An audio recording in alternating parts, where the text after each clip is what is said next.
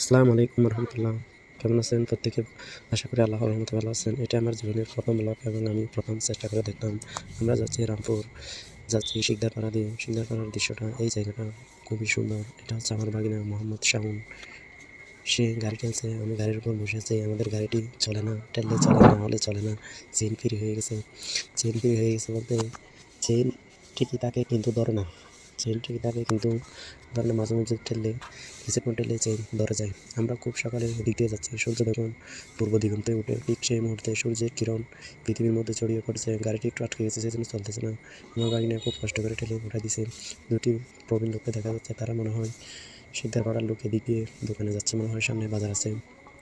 আসলে সকালের দৃশ্যটা এই রাস্তা দিয়ে গেলে খুবই সুন্দর লাগে। প্রাকৃতিক সৌন্দর্য, সকালের প্রাকৃতিক সৌন্দর্য যে এত সুন্দর, সেটা এই ভিডিওর মধ্যে ধারণা করলে আমি কখনো বুঝতে পারতাম না এবং ধারণা করতে পারতাম না। দেখেন চারপাশে কি সুন্দর লাগছে এবং এই রোদের মধ্যে রয়েছে ভিটামিন ডি। এই রোদটি স্বাস্থ্যের জন্য খুবই উপকারী। এই রুটটি সম্ভবত এরকম করে ওঠে সকাল 8টার দিকে। আমরা বাড়ি থেকে বাইরে ছিলাম সকাল 7:30টায়, এখন 8টার কাছাকাছি হবে। আমি আর আমার বাগিনা যাচ্ছি রামপুরের উদ্দেশ্যে এবং চারপাশের দিক বেদিক তাকিয়ে এখন আমাদের গাড়ি চলছে। আমার বাগিনাকে বলছি যে উঠে যাও, সে না উঠে গাড়িতে ঠেলতেছে।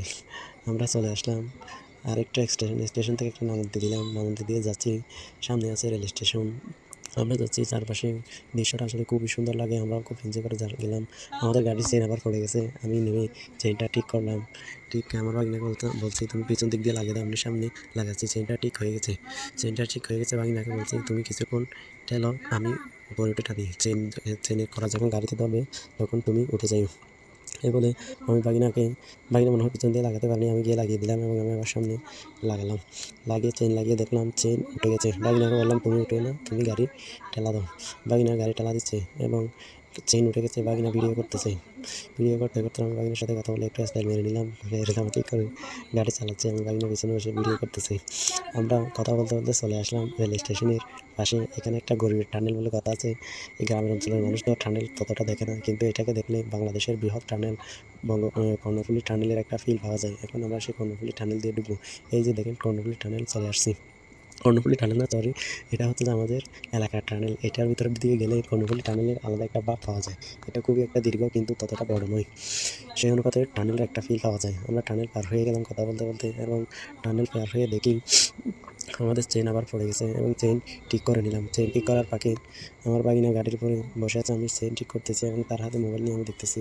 আমার বাগিনা যখন ট্রেন ঠিক করতেছি তখন সে এক দূরে গিয়ে ট্রেনের রাস্তা দেখে আসলো এবং চারপাশে দেখে আসলো তার মনের তৃপ্তি মেটানোর জন্য।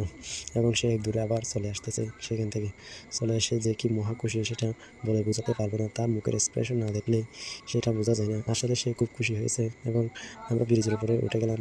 এই ব্রিজের উপর থেকে দৃশ্যটা দেখতে আরও সুন্দর লাগে। গ্রাম প্রকৃতির দৃশ্য হচ্ছে সকালে কৃষকরা